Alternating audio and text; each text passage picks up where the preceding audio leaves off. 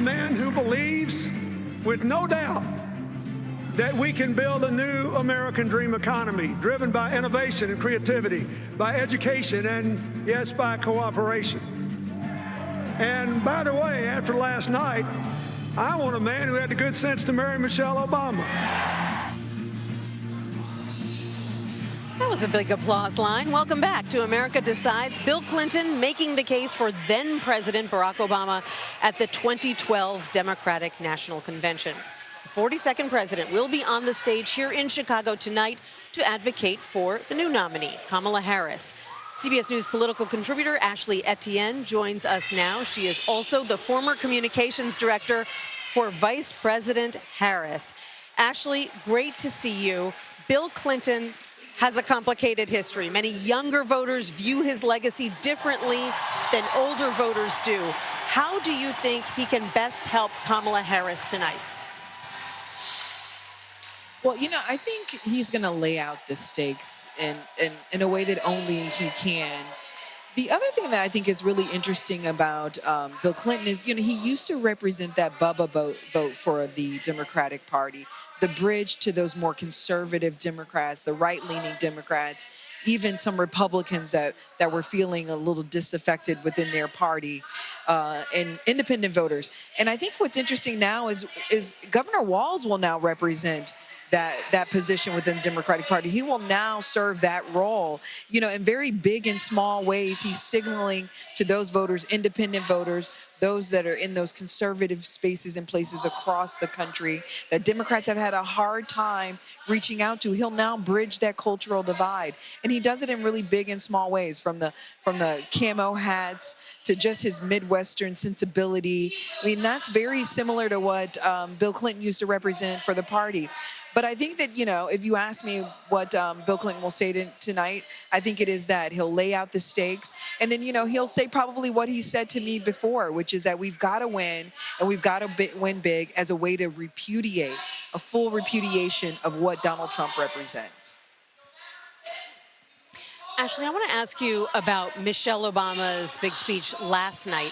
Parts of it really seemed to be aimed at black voters in particular, like when she made this point about the fact that Kamala Harris didn't get endless chances to come back from failure, that she had to get it right the first time, drawing that implicit contrast with Donald Trump.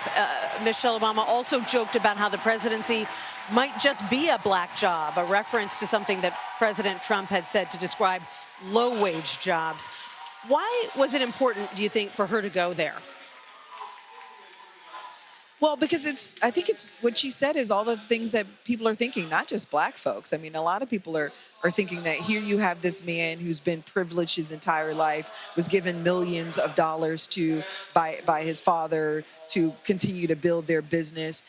And he failed at doing that, failed at being president. So, I mean, what I took from her speech is that she was calling a spade a spade. I mean, she was relating it and putting it in the context in terms of race, but she only used Donald Trump's phrase when he said black jobs. So it wasn't as though she was trying to make a deal of race. I think what she was trying to do is make very plain why it is that Donald Trump is not fit to be president today, and really draw the contrast in terms of who he is and who we are as the American people. That, again, here is this privileged man who was given everything, as you know, a silver spoon, born with a silver spoon in his mouth, and he's going to not just denigrate Michelle Obama as well as Kamala Harris, but really the rest of America. So that's really what I think she was trying to achieve. Less about race, but more about drawing this contrast with who Donald Trump is and who we are as American people, and what makes him different from us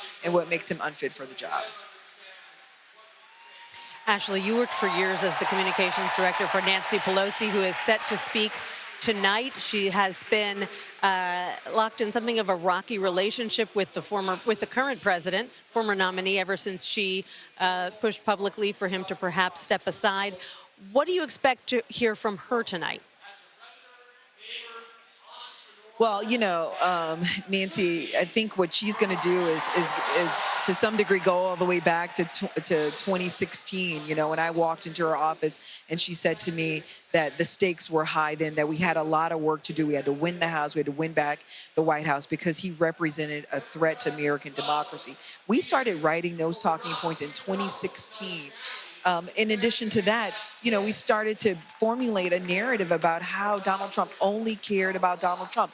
And all of those were proven to be true. So I think what she's going to do is really take us back to 2016 and lay out those Trump years and remind us of those Trump years, the shutdowns that cost $11 billion to the American people and to the economy. His efforts to undermine NATO and cozy up to Putin. As you remember, she told the president in the Oval Office that all roads end with Putin for him.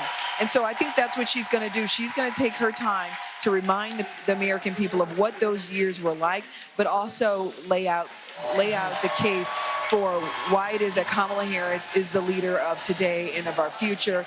As you know, she's vested in winning back the House. That's very important to her. So she'll also talk about what the House has accomplished and what's at stake up and down the ballot. Nancy Pelosi, responsible for many of President Biden's political achievements over the past 4 years. They worked hand in hand. Ashley Etienne, Absolutely. thanks so much for your insight.